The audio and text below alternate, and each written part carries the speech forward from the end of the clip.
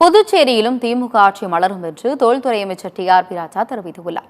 புதுச்சேரியில் நடைபெற்ற திமுக ஆலோசனைக் கூட்டத்தில் பங்கேற்ற அமைச்சர் டி.ஆர்.பி. ராஜா பின்னர் செய்தியாளர்களை சந்தித்தார். அப்போது பேசிய அவர், மத்திய அரசு ஒத்துழைப்பு அளிக்காவிட்டாலும் இந்தியாவில் நம்பர் 1 ஆட்சியை முதலமைச்சர் மு.க.ஸ்டாலின் வழங்கி வருவதாக கூறினார். 2011ஆம் ஆண்டு 13% இருந்த பொருளாதார வளர்ச்சி குறுகிய காலத்தில் 16% உயர்ந்துள்ளதாக கூறியவர், புதுச்சேரியிலும் திமுக ஆட்சி மலரும் என்று உறுதிபட தெரிவித்தார்.